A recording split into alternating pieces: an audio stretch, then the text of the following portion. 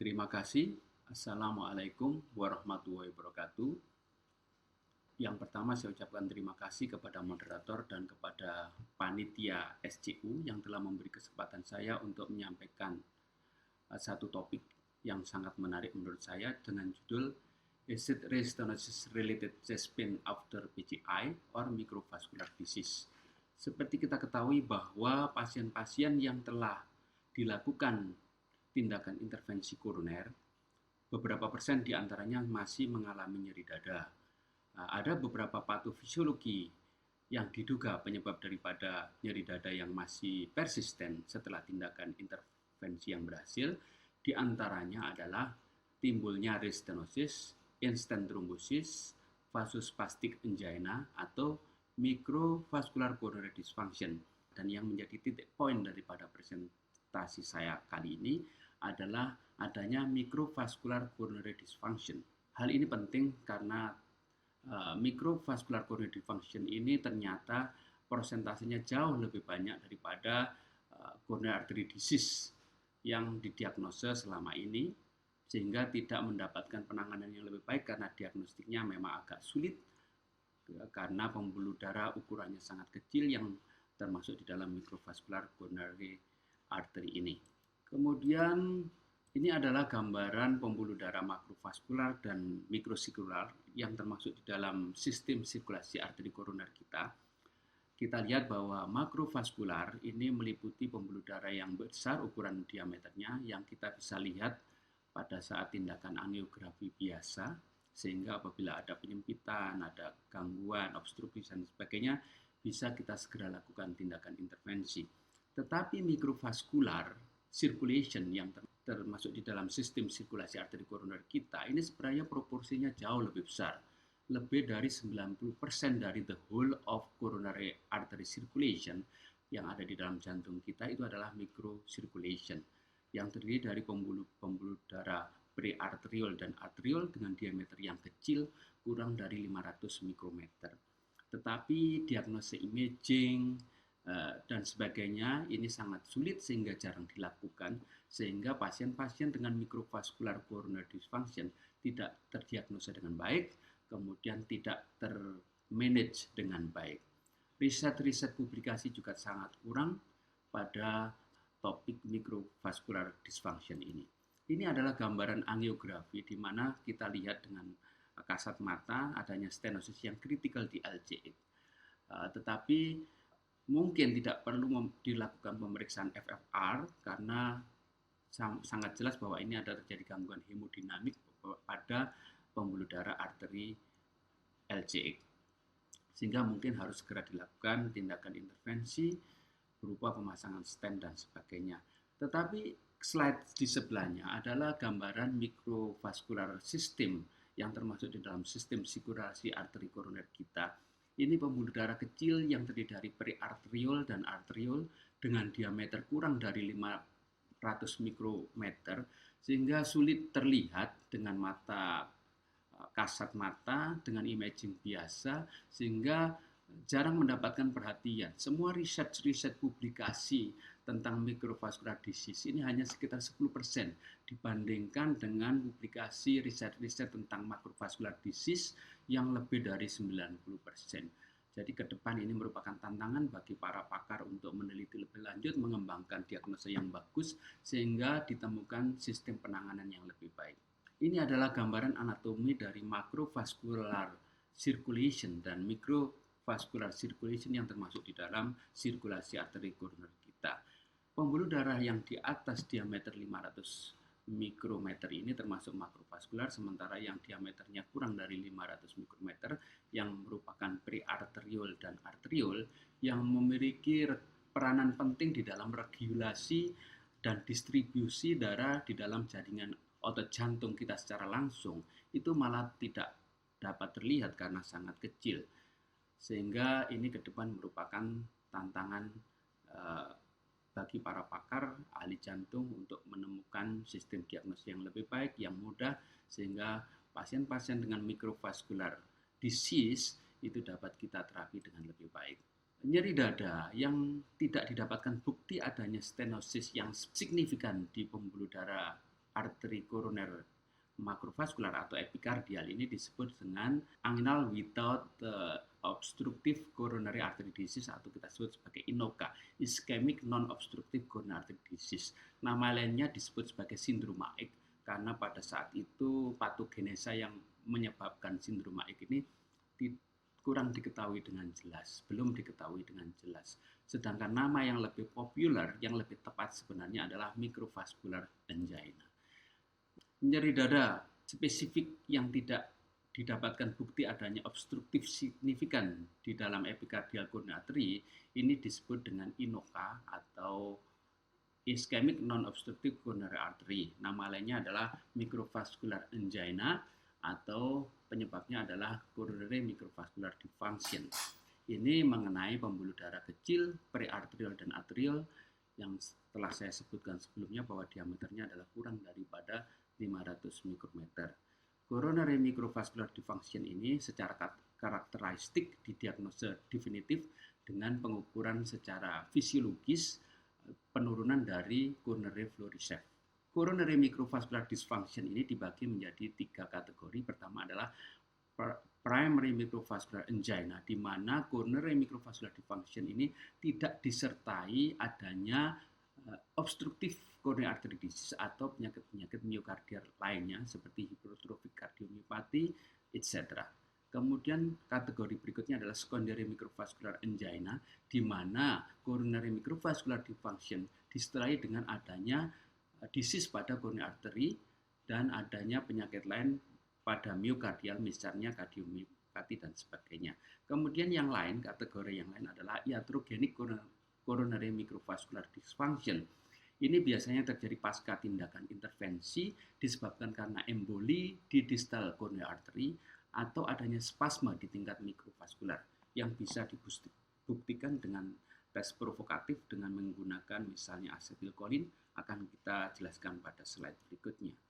Ini adalah patofisiologi daripada coronary microvascular dysfunction, di mana perubahan struktur mikrovaskular remodeling ini menyebabkan gangguan fungsi pada mikrovaskular pembuluh darah kecil yang menimbulkan spasme, obstruksi, dan lain-lain, sehingga timbul nyeri dada yang spesifik ischemic myokardial. Ada 4 kriteria untuk mendiagnosa microvascular angina. Pertama, adanya angina yang spesifik. Biasanya timbul pada waktu istirahat maupun pada saat aktivitas. Adanya bukti iskemia pada ECG ataupun pada saat stress test, treadmill test. Adanya gangguan wall motion pada pemeriksaan imaging. Kemudian tidak didapatkan adanya obstruksi yang signifikan di tingkat coronary artery epikardial pada saat pemeriksaan angiografi, dan pada saat pemeriksaan fisiologis FFR didapatkan FFR masih dalam batas yang baik yaitu 0,80. Tetapi diagnosa ini bisa definitif dipastikan dengan pemeriksaan fisiologis lebih lanjut dengan pengukuran indeks mikrosirkulatory resisten, kemudian pengukuran coronary flow reserve, dan adanya spasm di tingkat mikrovaskular pada saat pemeriksaan intervensi provokatif dengan menggunakan asetilkolin. COVADIS, The Coronary Vasomotion Disorder International Study Group, telah membuat suatu kriteria klinis penderita dengan suspek microvascular angina. Diagnosa definitif seperti saya sebutkan sebelumnya pada slide sebelumnya, ada 4 kriteria. Pertama, adanya gejala iskemi miokardial pada saat istirahat, pada saat aktivitas, ataupun yang equal dengan angina, yaitu dyspnea. Kemudian adanya bukti objektif adanya myokardial iskemia pada perekaman ECG, pada saat stress test, adanya perubahan wall motion pada saat pemeriksaan imaging, ekokardiografi, dan sebagainya. Kemudian tidak ditemukannya obstruksi yang signifikan di tingkat epicardial coronary artery atau mild stenosis kurang dari 50% pada epicardial coronary artery. Kemudian adanya bukti penurunan coronary microvascular function dengan ditandai dengan indeks mikrosirkulatory resisten yang meningkat, kemudian coronary flow reserve yang menurun, kemudian disertai adanya bukti adanya tes provokatif asetilkolin yang positif di tingkat mikrovaskular. Ini adalah bukti dari penurunan mikrovaskular function. Pertama, seperti saya sebutkan sebelumnya, adalah penurunan coronary flow reserve. Ini adalah perbandingan flow velocity di distal artery coronary pada saat hiperemik maksimal dengan pemberian adenosin dibandingkan pada saat rest, yaitu kurang dari 2 atau 2,5. Kemudian adanya bukti peningkatan indeks mikrocirculatory resistance di atas 25. Ini adalah kombinasi yang didapatkan dari pengukuran pressure maupun velocity di distal artery coronary dengan formula tertentu akan didapatkan indeks mikrocirculatory resistance. Apabila ini meningkat di atas 25 itu adalah diagnosis definitif daripada coronary microvascular dysfunction atau microvascular angina. Kemudian adanya coronary slow flow phenomenon. Dari pemeriksaan angiografi kita dapatkan TIMI frame count di atas 25. Ini tes asetilkolin sudah saya sampaikan sebelumnya. Intinya bahwa apabila pembuluh darah dengan kondisi endotel yang baik, pemberian asetilkolin akan menyebabkan efek vasodilatasi. Tetapi apabila kondisi endotel daripada pembuluh darah itu mengalami disfungsi, maka pemberian asetilkolin itu menyebabkan spasme. Pada saat tes provokatif asetilkolin, apabila didapatkan spasme di atas 75% di tingkat epikardial coronary artery, dikatakan bahwa tes provokatif asetilkolin positif di tingkat makrovaskular. Diagnosanya disebut sebagai vasoaktif angina, bukan mikrovaskular angina. Tetapi apabila tidak didapatkan spasme yang spesifik atau yang signifikan di tingkat makrovaskular, tetapi pasien mengalami nyeri dada dengan perubahan segmen ST di ECG-nya, ST depresi, bahkan ST elevasi, itu adalah tes provokatif positif di tingkat mikrovaskular, diagnosanya adalah mikrovaskular angina. Seperti saya terangkan sebelumnya, ada primary microvascular angina, ada secondary microvascular angina, dan ada juga iatrogenic microvascular angina, di mana primary microvascular angina didapatkan isolated microvascular dysfunction tanpa adanya stenosis atau disease di epicardial coronary artery ataupun tidak adanya myocardial disease lainnya seperti kardiomyopati dan sebagainya. Sedangkan secondary microvascular angina di mana kondisi microvascular coronary dysfunction disertai dengan coronary artery disease di tingkat epikardial dan juga mungkin disertai dengan myocardial disease lainnya, misalnya hipertrofi kardiomyopati dan sebagainya. Yang terakhir adalah iatrogenic microvascular coronary dysfunction. Biasanya terjadi pasca tindakan intervensi disebabkan emboli di distal arteri koroner atau disebabkan karena spasme di tingkat mikrovaskuler. Sekarang yang menjadi pertanyaan adalah mengapa mikrovaskular dysfunction ini sangat penting. Pertama adalah karena hampir 30% pasien yang dari pasien-pasien yang sudah dilakukan tindakan intervensi koroner, 30% diantaranya masih mengalami nyeri dada. Dan setelah dievaluasi ternyata penyebabnya adalah kebanyakan karena microvascular coronary dysfunction. Kemudian pasien-pasien dengan nyeri dada yang dilakukan angiografi koroner diantaranya sekitar 20% tidak didapatkan signifikan obstruktif atau stenosis di tingkat epicardial coronary artery. Dan setelah dievaluasi lebih lanjut dengan pemeriksaan fisiologis dan sebagainya, tes provokatif dan sebagainya, didapatkan microvascular coronary dysfunction. Dan dari beberapa meta-analysis diketahui bahwa adanya coronary microvascular dysfunction ini meningkatkan mortalitas lebih dari 4 kali lipat dibandingkan pasien-pasien yang tidak didapatkan coronary microvascular dysfunction. Dan kejadian major adverse cardiac event ini bahkan 5 kali lipat dibandingkan dengan pasien-pasien yang tidak disertai dengan adanya coronary microvascular dysfunction pada setting variasi klinis apapun. Prognosa yang buruk pada pasien-pasien dengan microvascular angina atau coronary microvascular dysfunction. Kemudian tes asetilkolin sudah saya sampaikan bahwa pasien-pasien yang tidak dengan nyeri dada, yang kita lakukan tindakan angiografi, tidak didapatkan stenosis yang signifikan di tingkat epicardial coronary artery, kita lakukan pemeriksaan FFR. Ternyata hasilnya baik di atas 0,80, kita lanjutkan kalau bisa dengan tes provokatif asetilkolin untuk menilai adanya spasme di tingkat makrovaskular atau di tingkat mikrovaskular. Apabila didapatkan spasme di atas 75% di tingkat epikardial coronary artery yang terlihat oleh mata pada saat angiografi, sehingga diagnosisnya adalah vasospastic angina. Tetapi apabila di tingkat epikardial tidak didapatkan spasme yang signifikan pada saat tes provokatif asetilkolin, tetapi pasien mengalami nyeri dada yang spesifik dengan perubahan XT segmen pada ECG berupa ST depresi bahkan ST elevasi, maka diagnosanya adalah microvascular angina atau coronary microvascular dysfunction. Ini adalah salah satu contoh kasus di mana pasien dengan nyeri dada kita lakukan tindakan angiografi koroner. Kita lihat bahwa hasilnya di tingkat arteri koroner ini kompleks kiri LAD dan LCX tidak didapatkan signifikan stenosis.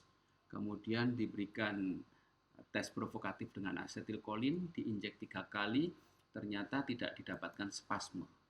Aliran darah tetap bagus di Miflo 3, tetapi pasien tiba-tiba mengalami nyeri dada dengan perubahan segmen ST di ECG berupa ST depresi, maka pasien ini dikatakan positif tes provokatif asetilkolin di tingkat mikrovaskular. Dengan kata lain, pasien ini didapatkan coronary microvascular dysfunction. Kemudian dilanjutkan dengan pemeriksaan fisiologis lebih lanjut berupa pengukuran FFR dan indeks microcirculatory resistance dengan cara pada pasien ini dengan cara termodilusi. Sebagai penjelasan, sebagai info bahwa pemeriksaan coronary flow resistant itu bisa kita lakukan dengan 2 cara. Pertama dengan teknik thermodulation dan cara yang lain bahwa pemeriksaan coronary flow resist itu dengan 2 metode. Metode pertama adalah dengan teknik termodilusi dengan menggunakan injeksi normal salin pada saat setelah diberikan injeksi adenosin untuk mendapatkan kondisi hiperemik maksimal. Setelah itu diukur mean transit time. Nah, dari situ kita bisa mengukur coronary flow resist.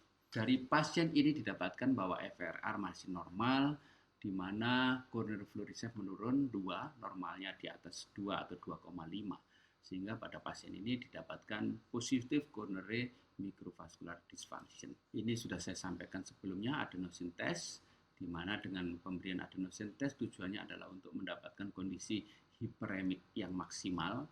Ini bisa kita berikan dengan dosis 8 mikrogram pada left coronary artery dan 12 mikrogram di right coronary artery. Setelah itu didapatkan kondisi hiperemik yang maksimal, baru diukur coronary flow resist dengan 2 metode.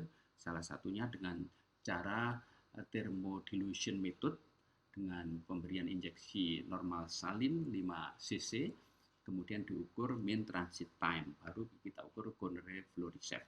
Ada juga sekarang teknik yang baru di mana guide wire sudah dilengkapi dengan tip yang bisa mengukur baik pressure maupun velocity flow di tingkat distal coronary artery, sehingga coronary flow resist bisa diukur automatically by machine dengan sistem yang ada di sistem itu. Sehingga apabila coronary flow resistnya turun kurang dari 20,5, ini adalah indikasi definitif, diagnosis definitif daripada adanya coronary microvascular dysfunction. Ini gambaran di cath lab yang bisa kita lakukan. Jadi ini adalah pemeriksaan fisiologis yang terbaru, ada kateter dengan pada ujung tipnya bisa mengukur pressure untuk mengukur FFR. Kemudian di bagian distal daripada ujung wire-nya ini dilengkapi dengan sensor yang bisa mengukur Doppler atau velocity flow di distal coronary artery, sehingga otomatis bisa kita ukur coronary flow resist yang merupakan perbandingan atau velocity pada saat hiperemik maksimal setelah pemberian adenosin dan pada saat rest. Kombinasi keduanya antara pressure dan velocity ini akan kita gunakan untuk mengukur indeks microcirculatory resistance dengan rumus sebagai berikut. Oke, jadi pengukuran IMR dengan metode thermodilution ini kita lihat bahwa IMR adalah pressure dikalikan mean transit time, yang mungkin metodenya secara lebih spesifik kita harus pelajari lebih jelas karena memang ini belum pernah kita lakukan di GitLab. Dan ini adalah resume daripada diagnose di dalam GitLab dengan pemeriksaan fisiologis daripada pressure maupun velocity, maka kita bisa simpulkan sebagai berikut. Apabila FFR menurun, maka jelas itu ada obstruktif di tingkat coronary artery disease yang signifikan. Kemudian apabila disertai coronary flow recept yang menurun dan indeks microcirculatory resistance yang meningkat, maka didapatkan juga microvascular disease di mana pada pasien ini ada combine antara obstructive coronary artery disease dan microvascular disease. Kemudian apabila FFR meningkat, artinya bahwa kondisi makrovaskular baik, tidak ada stenosis atau obstruktif yang signifikan, kemudian didapatkan coronary flow recept yang menurun dan indeks microvascular resistance yang meningkat. Pada pasien ini didapatkan isolated microvascular dysfunction atau microvascular angina. Kemudian apabila pasien dengan FFR yang menurun, berarti ada obstruktif di coronary artery disease, di mana coronary flow recept meningkat, kemudian indeks microvascular resistance menurun, berarti pada pasien ini hanya didapatkan isolated obstructive coronary artery disease dengan kondisi microvascular yang baik, tidak ada dysfunction. Ini adalah contoh kasus di mana pasien dengan gambaran angiografi stenosis yang sangat signifikan secara angiografi, tetapi setelah dilakukan pemeriksaan fisiologis berupa pemeriksaan FFR, dapatkan FFR yang masih baik di atas 0,80, dalam hal ini 0,82, sehingga artinya bahwa stenosis yang tampak oleh mata signifikan itu artinya tidak terbukti secara signifikan ada gangguan hemodinamik di makrovaskuler. Kemudian kita lakukan pemeriksaan fisiologis lebih lanjut. Di dalam hal ini kita ukur coronary flow recept, ternyata menurun 1,9, artinya ada disease di tingkat mikrovaskular, dan IMR meningkat, indeks mikrosirkulatory meningkat 26, artinya pada pasien ini dapat ditemukan adanya coronary microvascular dysfunction. Kemudian beberapa modalitas imaging atau modalitas diagnosa yang ke depan ini menjadi tantangan bagi para pakar imaging yang membidangi adalah bahwa FFR ini bisa kita ukur dengan menggunakan computed tomography. Kemudian pengukuran myocardial blood flow secara non-invasif juga bisa kita ukur dengan menggunakan positron emission tomography.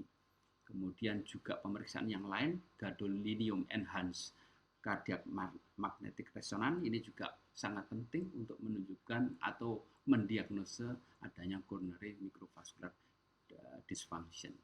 Kemudian dengan menggunakan transthoracic Doppler echocardiografi, ini juga bisa kita gunakan untuk mengukur coronary flow velocity, sehingga bisa kita ukur coronary flow